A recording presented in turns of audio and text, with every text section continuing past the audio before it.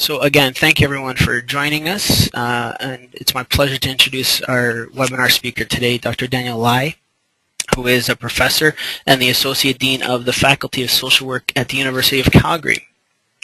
Dr. Lai's research focuses on the relationship between culture, health, and well-being of aging immigrants and culturally diverse populations, which is, of course, the topic for today.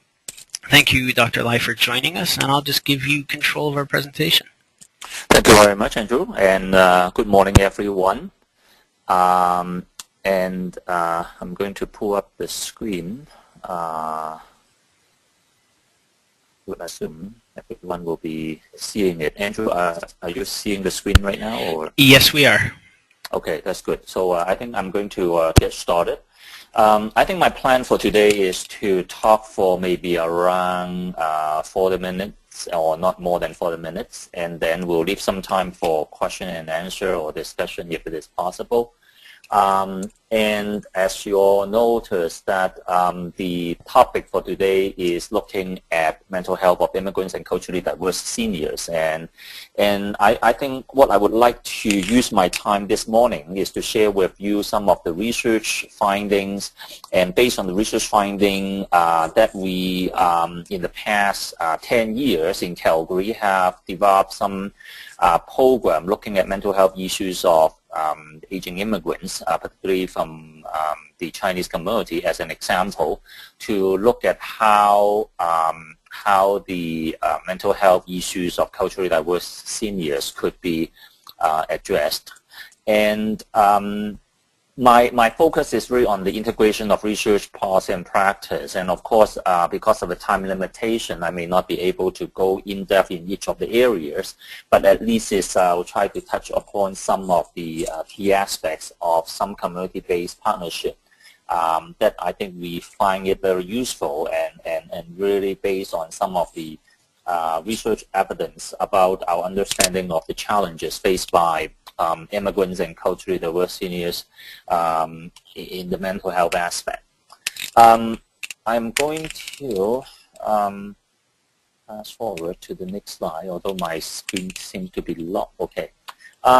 Okay, so in my presentation, you will on and off look into several definitions. And interestingly, what I'm going to tell you about some of the definition is not just based on my own definition, and it is based on a lit review study that I did for the Public Health Agencies of Canada about a few months ago.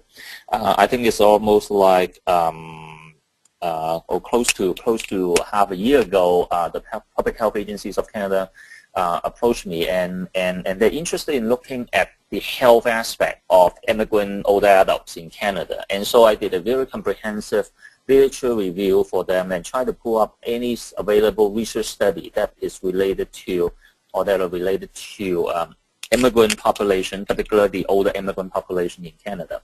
And from that, I try to extract some of the common ideas and definitions related to those studies. And interestingly enough is, in general, most of the immigrant older adults in these studies that I have reviewed, they tend to define immigrants as those who are foreign born. And of course, you notice that is in the 2006 census.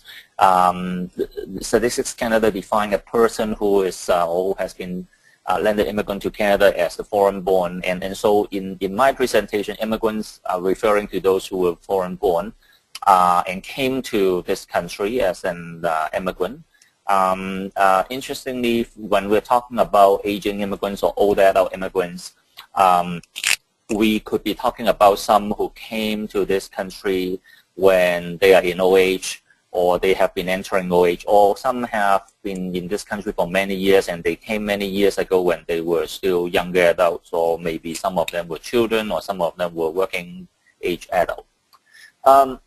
The lit review I did also cover a range of age criteria related to the definition of seniors, or some people may not like the term seniors, and we tend to use call them older adults. Is some of the studies they define 65 years and older as seniors, but at the same time, many studies on aging immigrants began with 55 years and older. And there, if you look at the screen at the bottom of the age criteria, there are a whole list of research studies that makes 55 and older as the aging adults or old adults age criteria when they look at immigrant aging population. Usually the reasons behind that is because many old adults came from, particularly the more recent ones, came from countries or cultures in which the retirement age might have been or maybe lower than what we have in North America, which is usually 65 or older.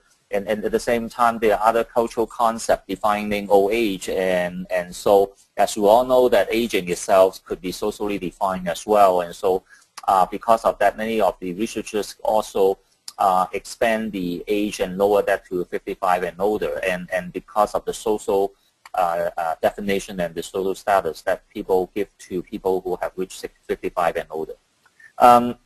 When we talk about different ethnic background or ethnic origin, we are referring to the cultural origin of the person's ancestor, which should not be conflicted or confused with citizenship or nationality.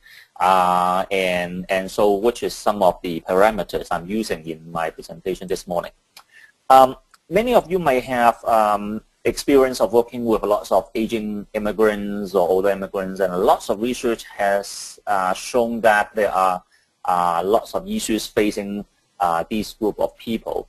And at the same time, when we are looking at the aging seniors, what you have seen in the slide number 4, that you're seeing a lot of roadblocks and those types of things, is basically summarized lots of research findings related to aging immigrants, which include refugees groups, and they are often being considered as a vulnerable group when compared with other immigrant group, as they are often faced with multiple challenges of adjusting to their physical functioning, their own physiological change of going through aging, while at the same time they are faced with challenge of going through social changes due to immigration or as a result of immigration, which often occurs in their lives and also occurs in their social circumstance.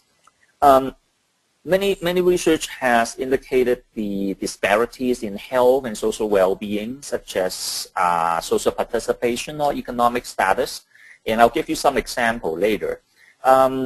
Barriers, we have all talked about barriers. I think at this day and age we can basically conclude that is whether we try to capture barriers self-reported by aging immigrants themselves, or we look at the anecdote, or we look at some of the research findings, we see some common themes, including language barriers, lack of financial or social resources, as well as transportation problem, or limited knowledge or awareness of existing services, and discrimination.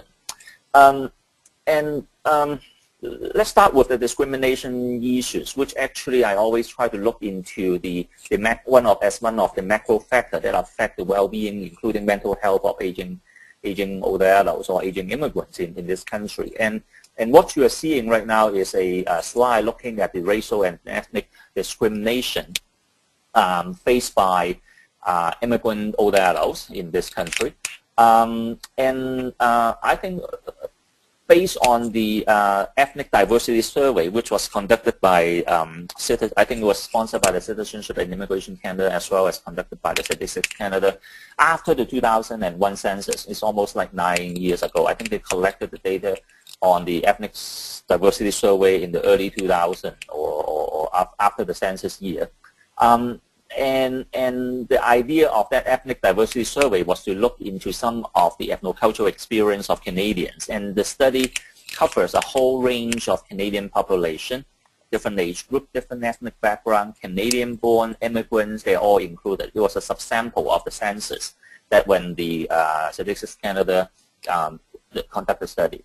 And based on that data set, we did a project trying to extract data from the data to look at immigrant seniors who are 65 and older, not born in Canada, and compare them with Canadian-born older adults who are 65 and older.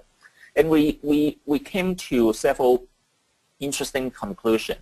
is when compared with Canadian-born seniors, immigrant seniors who came to Canada between the 1971 and 1980s are 5.35 times, almost like, well, 5.39 times more likely to report feeling racial discrimination from their end.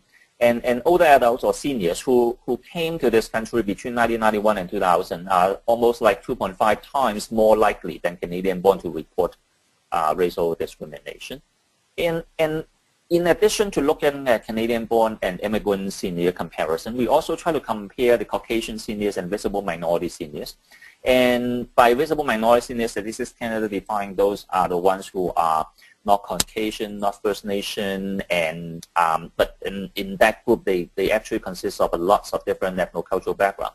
If we were to when we group the visible minority senior group together and compare with the Caucasian group, we find that being a visible minority in Canada as a senior person, one is 4.5 times more likely to report racial or ethnic discrimination. And that's one aspect of the disparity that I want to illustrate. Another aspect of disparity is looking at the financial disparity. This table you are looking at is based on the 2006 census that we did some work for the HRSDC. My research team did some work for the HRSDC back then in the mid 2005 and 6-ish. And then after that, it was originally based on 2001 census. Then recently, I based on the 2006 census and generate this table to compare some of the income situation of immigrant seniors in Canada compared with Canadian-born, and also the visible minority seniors compared with the Caucasian seniors. What we have noticed is that when you look at the, let's start with the top row, which is the adjusted household income. When we say adjusted household income, it's really the income, the total household income divided by the number of persons in the same household. And when we say adjusted, what we did was we square root that number of persons in the household, because we figure out that if you have more people living together, because of economic of scales, then you have some more savings. So it is more appropriate to adjust that by square rooting it. What we have seen is actually the household income of immigrant seniors is actually higher than the Canadian-born seniors. But at the same time, when you compare with the visible minority and Caucasian seniors, they do report higher household income than the Caucasian seniors. But when that of course includes household incomes that are related to one of the reasons is many of the immigrants and Caucasian visible minority seniors are living with their adult children, and very often because of that reason, their household incomes tend to be higher when you have more of the immigrant senior living with the adult children compared with Canadian-born seniors, and that results in this higher level of household income. However, when you look at the personal income, you see that there's a gap between the immigrant seniors and Canadian-born seniors.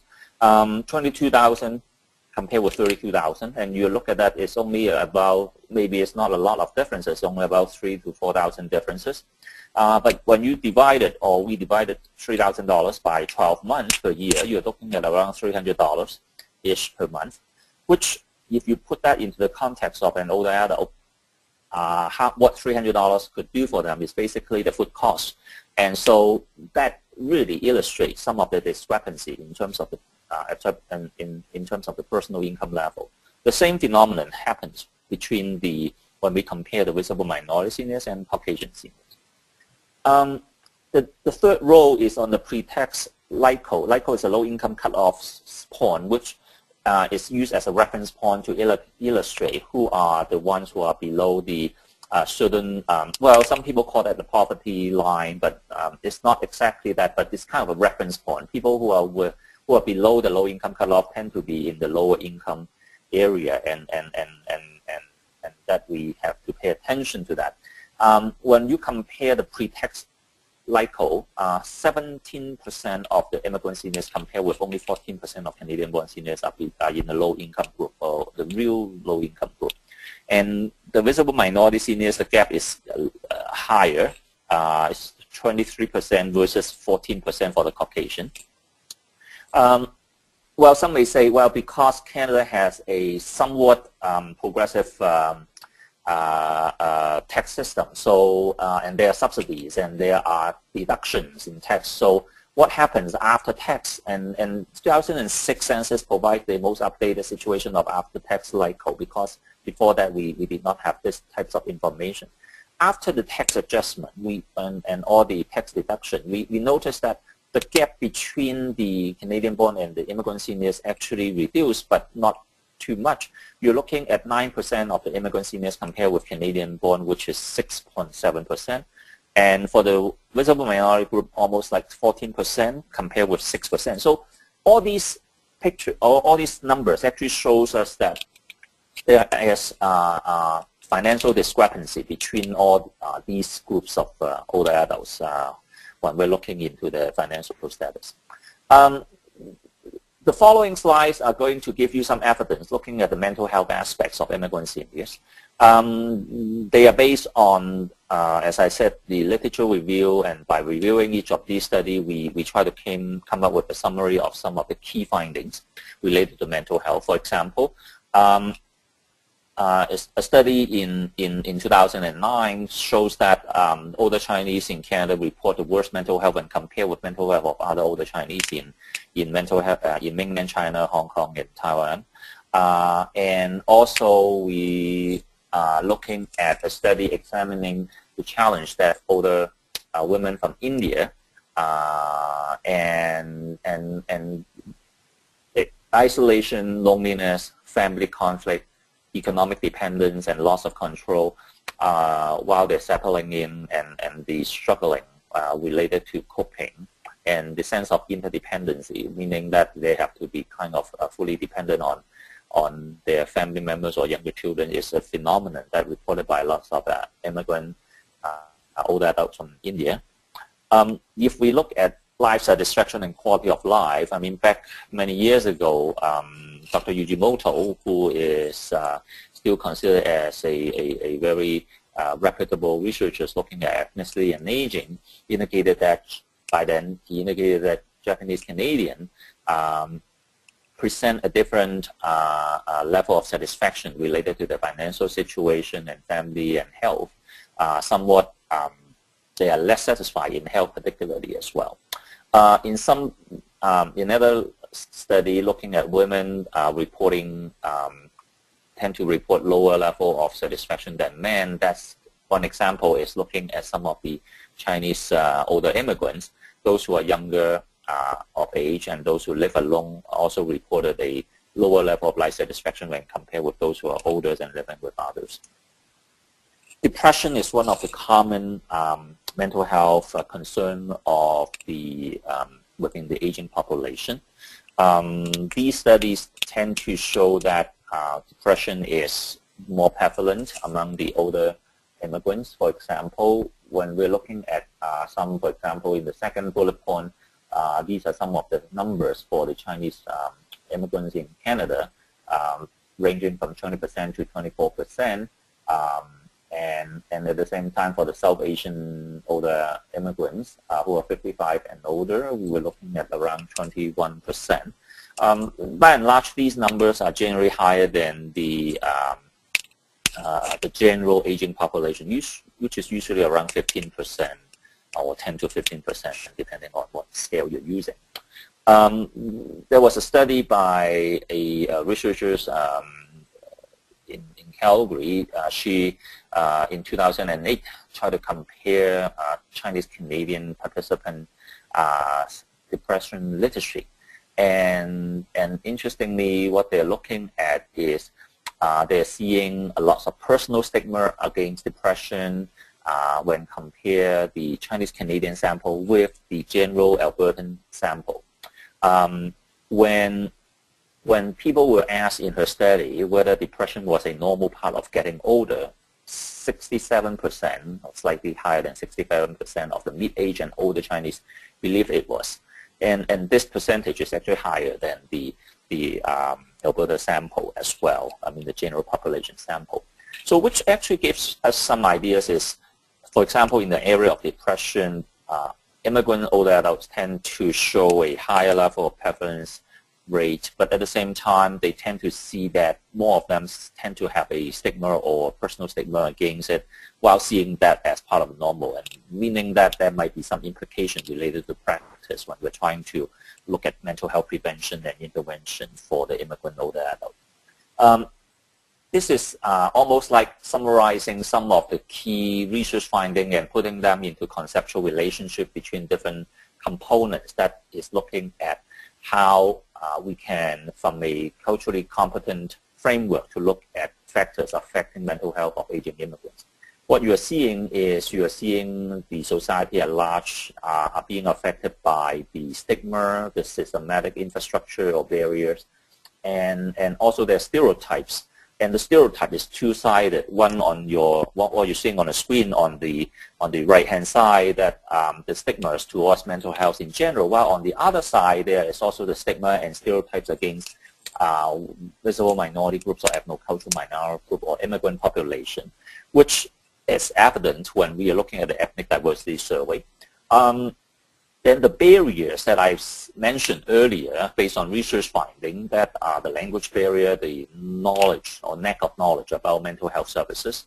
And then within the ethnocultural communities or the immigrants and the immigrants communities themselves, there are internal stigma about the culture, which the study by Teal, 2008, I just mentioned in my last slide, that some of the older Chinese immigrants tend to have a stronger personal stigma against mental illnesses or depression when compared with the Alberta sample. So all these kind of almost like form the conceptual context for us to look at what are the challenges faced by these older adults.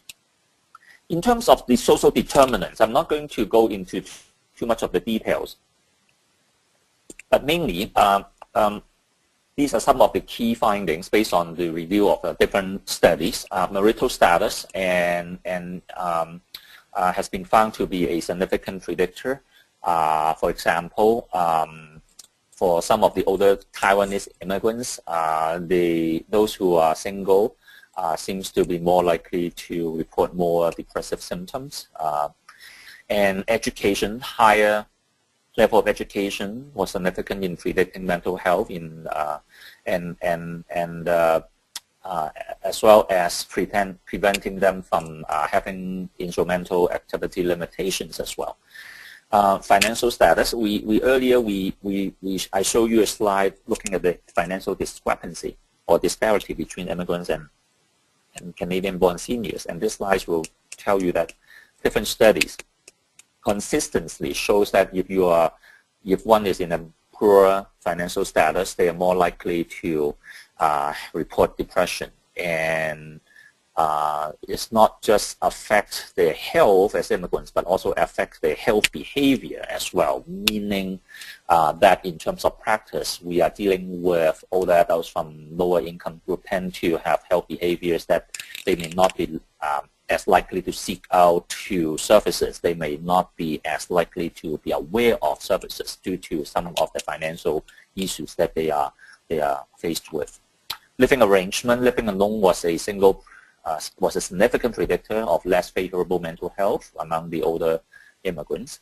Although we on and off see studies that some older adults tend to prefer living alone, but when we control for other factors, then we tend to see that those who are living alone are more likely to experience social isolation and poor mental health as well. Language is a factor. Those who are more proficient in English tend to do better and suffer less cultural adjustment and stress, therefore report lower level of depression. On the other hand, the lack of proficiency would increase the gap between, or the distance between the immigrant seniors and their grandchildren or younger generation, causing additional stress for some of the elderly immigrants as well. Ethnicity and religion, also those who maintain a stronger ethnic identity, for some of the immigrant seniors, for example, for the Chinese immigrant seniors, they are more able to have better access to their ethnic network and assist them with the adjustment and be seen as a spiritual coping resource for lots of older immigrants from India as well. The longer one lives in this country, the better the psychological well-being. It is shown in different studies as well. And also it's not just about the psychological well-being, but it's also about the use of Western health services. And they tend to use more when they live around longer, probably due to the fact that they build up a stronger social network and get to know more information about the existence of these types of services. Social factors, I think many of us are aware of it, but I'm showing some of the studies, different studies during different period of time, 1995, 2000, 2004. Different studies tend to consistently shows that lower social support would increase the risk of mental concern or issues. Life transition, some researchers measure how older Chinese Canadians would cope with a hypothetical scenario of depression, and the findings shows that coping is significantly related to lower depression score as well. Use of mental health services is very interesting because a lot of studies have reported barriers to mental health services. These barriers are almost like similar to the barriers faced by lots of older immigrants before. For example, in 2004, a team of researchers in Toronto did some focus groups and look at the barriers to accessing mental health for seniors or ethnic minority seniors in Toronto area, and reported low level of awareness of the availability of the services. While at the same time, another team of researchers in the Ontario area also look into the Chinese and Korean group and how they see these groups in terms of their attitude and culture affects their use of mental health services as well.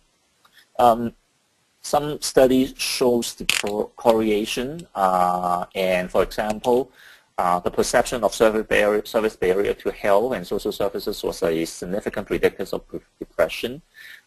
In a nutshell, what it means is those who perceive themselves having more barriers to accessing health and social services tend to report a higher level of depression.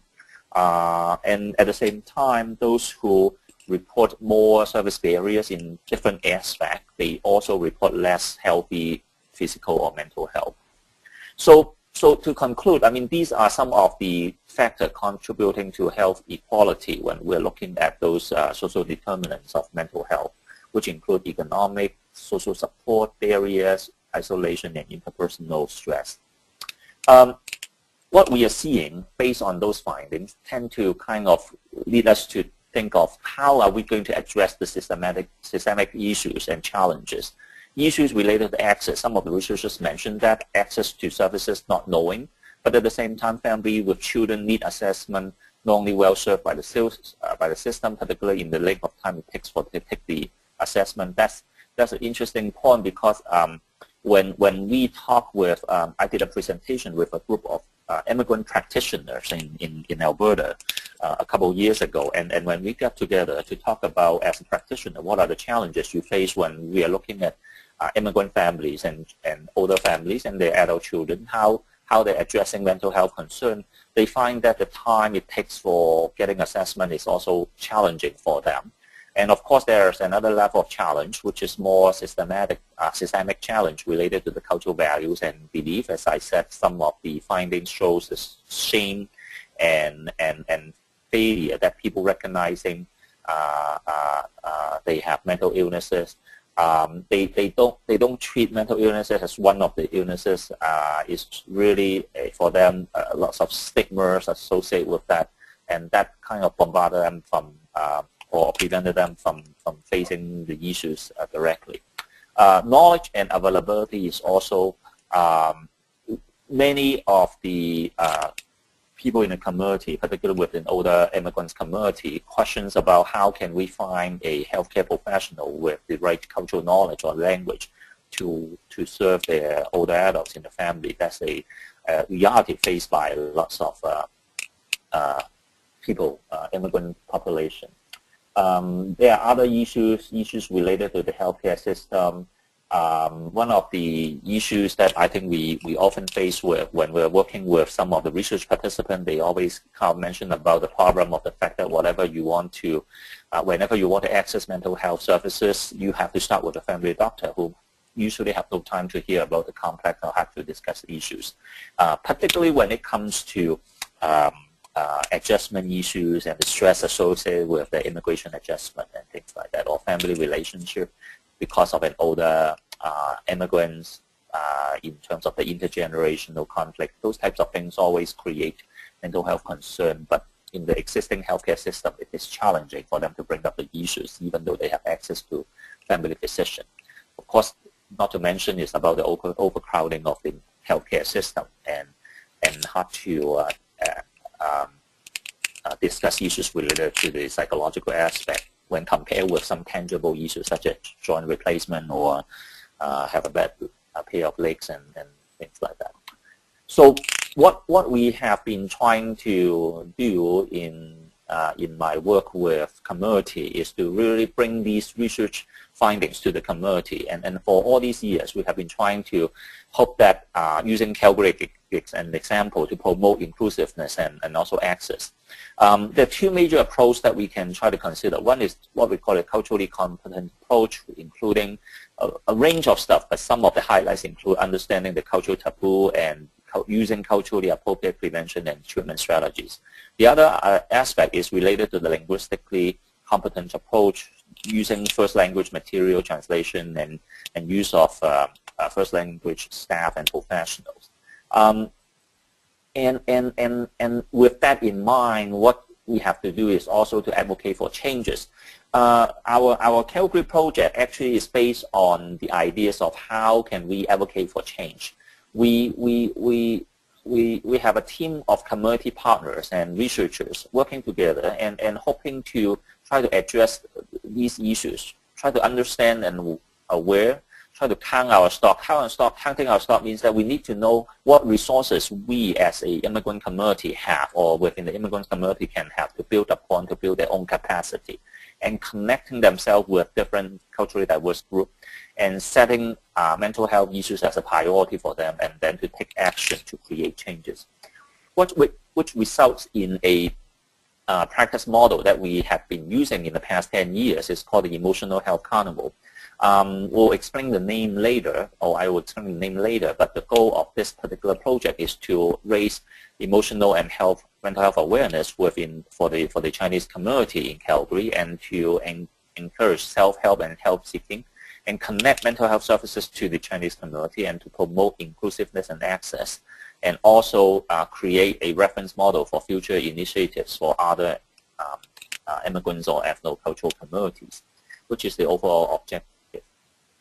So the reason why we created this was that about 10 years ago in the early 2000s, and we noticed that in the existing, in that time, the mainstream mental health system didn't really have much to provide for the non-English speaking community. So a group of Chinese service providers came together, and myself as one of the researchers and connected with these groups, always kind of thinking about we are not able to have parallel services in such as like the ones in Toronto or Vancouver area. So in such a small community, say in Calgary, how can the Chinese communities can be drawn together and try to explore what they have in terms of doing something together with the mental health well-being of the immigrant population. And not knowing the existing services is a crucial aspect. Not having enough culturally appropriate or competent programs are some of the concerns. So we based on that to develop that. Throughout these 10 years, we had many partners involved. These are some of the examples of the partners, and we actually, at one point, we had over 14 organizations. You notice that only 2 or 3 of them are immigrant serving organizations. Some are Chinese serving organizations, but some are mainstream organizations. For example, the Calgary Family Therapy Center, the Calgary Family Services, Alberta Health Services as well are part of our team. And every year we come together and try to develop promotions. And we in order to engage the ethnocultural community, we realize that we really need the ethnic media to help out. So we actually spent lots of time developing media relationship with some of the Chinese media, the radio, the Single Daily, which is a printed newspaper but have a national publication chain, and then the Fairchild Radio and television, and those are all network, nationally broadcast network exists within the Chinese community, and we use that as a way of drawing attention. And actually, in the whole process, we make use of these media to do a lot of public education about mental health and mental health issues faced by the Chinese immigrant community. So these are some of the goals. I'm going to fast forward a little bit because of the time, but what we are looking at originally was to enhance awareness, encourage people to connect. And so that's why when we engage different partners from the mainstream mental health services or counseling services, that was one of the third goal, to connect mental health services to the Chinese community. We figure out the best way to engage them is really to have them to work together with us in a community-based project, so that they can be given the task of going back to their organization and see what types of professional they can bring, what types of new program they can develop for the Chinese community. And so what we did was we make use of what we call as accountable and community education. 10 years ago, when we first initiated this project, we figured out by then the taboo and stigma against mental health is high, and many people do not like the ideas of talking about mental illnesses, because very often I think many of the practitioners working with different ethno-cultural community groups would recognize the fact that it's for lots of immigrants community, they see mental health as equal to craziness, and it's really not socially acceptable topic to be talked about. So in order to get the awareness enhanced, we thought of the ideas of, well, let's do something fun together. We bring the community together, have games and activities and performance, but at the same time, within those performance and displays, we put in mental health awareness material. So that's why we create the term carnival. Instead of calling that mental health, we call them emotional health. The idea was to avoid the mental aspect of the stigma related to the term. So, but at the same time, when the translation turns out, then the emotional health tends to be a better term that we use. So what we did was we called it a Chinese Emotional Health Carnival, and in which health education or community education was the key thing to begin with by that 10 years ago. Then at the time evolved, every year we develop community activities. We usually have one day of a fun fair day that we book the cultural center or a particular location that is large enough to hold a few hundred people. We bring people in. We have seminars in Chinese language or different Chinese languages, and then we have little displays, bring in different types of mental health services. We encourage mainstream services, if they have interpretation services, bring in their interpreter with them, and so as to explain to the community participants about what is going on with these services that they are able to access. And then we begin to evolve, and what we evolve into is almost like about 3 to 4 years into the role, we begin to realize that people are more receptive towards understanding mental health. Then they begin to look at, okay, if we have issues at home, who should we seek help to? Then at that time we brought in on-site counselor. They are all trained mental health professional or counseling professional who happen to be able to speak Chinese languages. What we did was we did a lot of community investigation. We went to almost most of the counseling organization, mental health organization, and try to pull their legs and ask them, okay, do you have professionals who are willing to come out to this event to show your faces, to show that your agency have someone who are able to serve the Chinese community in different Chinese languages. And then we create some mini sessions to meet with a counselor. So everyone, they have questions, not in-depth counseling problem. They have short-term, not short-term, but I think they are curious about what the counseling is all about. They can schedule a 5-minute session during the fun fair day or the carnival day to meet with different counselor. And that was almost like one of the high time of our participation. Many people show interest in knowing what these counselors or therapists did. And so they schedule time to meet with them, and in which in those 5 minutes or 10 minutes discussion, the counselor could connect them and refer them to come to their organizations afterwards. So that's what was used, and I talk about the culturally competent approach and the culturally linguistically competent approach, and the emotional health carnival actually try to align ourselves within these two by looking at the understanding towards mental health and tailor the education in a way that is culturally appropriate and understandable for them, but at the same time bringing in first language materials and translation or professionals to work with the community. So what we end up faced with is we have a range of change strategies, which include changing the health-seeking behavior. Within 10 years, we were able to build up a community atmosphere that is, everyone is expecting the emotional health carnival is coming next year again. And at the same time, everyone begin to ask more questions in those big group community event that is, they say, I have someone at home needing mental health issues or faced with depression or faced with schizophrenia. Who should we talk to? And we provide that guidance and link them up with mental health services or appropriate mental health services.